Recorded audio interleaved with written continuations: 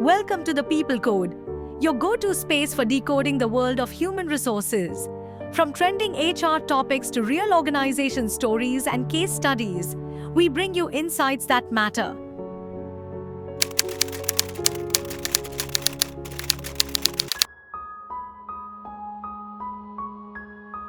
What happens when the world's most iconic fast food chain fires its CEO?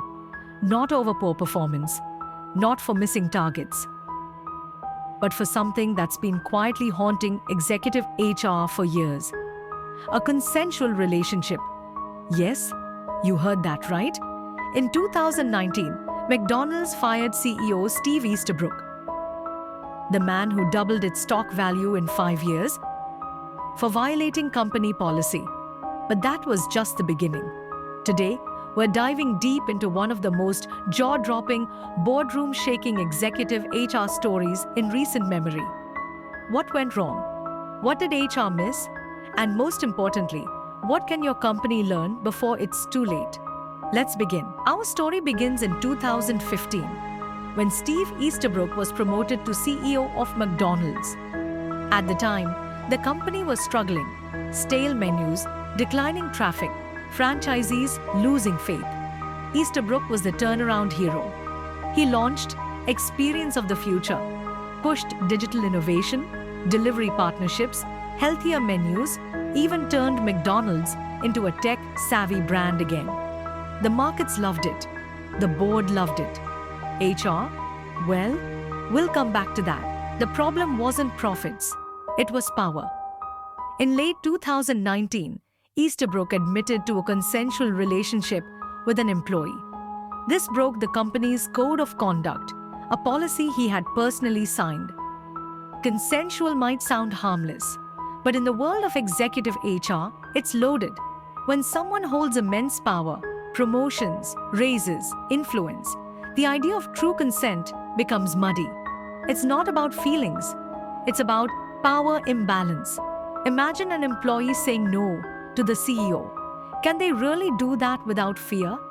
Is it still consensual when your boss controls your entire career? HR saw the red flag. But what happened next is where it all unraveled. McDonald's board acted fast. Easterbrook was fired, but instead of citing cause, they gave him a soft landing, a multi-million-dollar severance package, over $40 million worth. Why?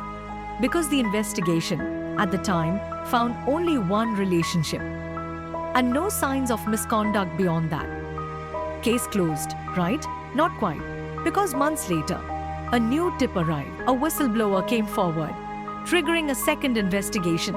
This time, forensic experts examined Easterbrook's company-issued devices. What they found changed everything. Multiple inappropriate relationships with employees, undisclosed communications, even explicit content stored in his email archive, and proof that he had granted stock options to one of the employees.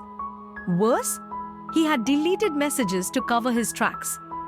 Delete doesn't mean gone when IT is watching. Now, McDonald's had grounds to sue. But here's where the HR world gasped, because this wasn't just about ethics anymore. It was about money, trust, and corporate reputation. McDonald's sued its former CEO for fraud and won.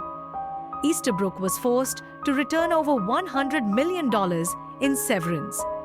This was one of the largest clawbacks in corporate history. But that staggering figure wasn't the real cost. The company had lost credibility with employees, exposed shareholders to risk, opened itself to public scrutiny, damaged its employer brand.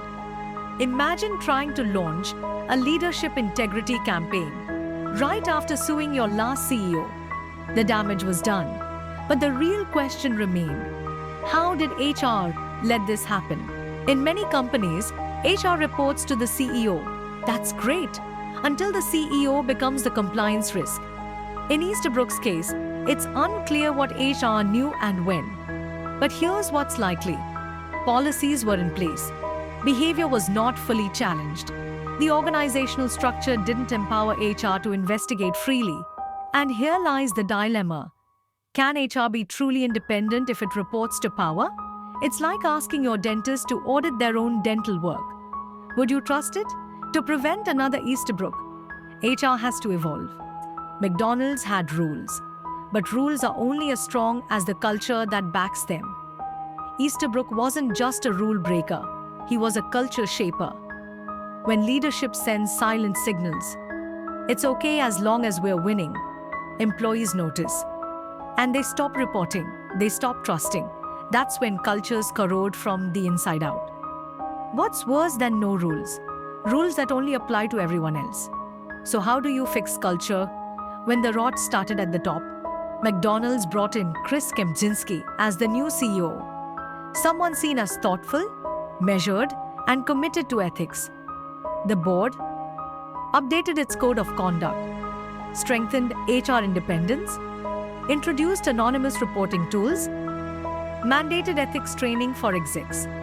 Trust takes years to earn, seconds to lose, and a crisis to rebuild. They didn't just change policy, they worked to change leadership behavior. You can't fix this with a pizza party and an HR values week. But one fix stood out more than the rest, and it could change HR forever. Companies are finally realizing HR can't just be reactive. Executive oversight needs structure, independence, and visibility. Some emerging practices include C-suite behavioral scoring, external executive audits, direct HR access to board committees, separation of people and power. In other words, if you can't challenge leadership, you're just babysitting it. Tone from the top isn't a cliche, it's a compliance strategy. So, what can you take from all this right now? Here are 5 key takeaways from the McDonald's crisis. 1. Executive policies must apply equally. No exceptions. 2. Consent is not simple when there's power imbalance. 3. HR should have board-level access. 4. Culture is your true compliance program.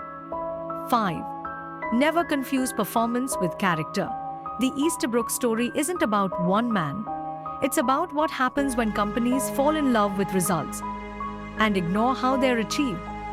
HR isn't just here to protect the company from lawsuits.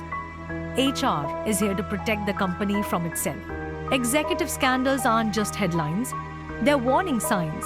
The McDonald's case reminds us that even the most successful companies can falter when accountability is compromised at the top. As HR professionals, our job isn't just to manage policies, it's to uphold principles, even when it's uncomfortable. If this story made you think differently about leadership, ethics, or your own HR strategy, then it did its job. Thanks for watching. Stay sharp, stay ethical, and keep building workplaces that don't just perform, but truly lead.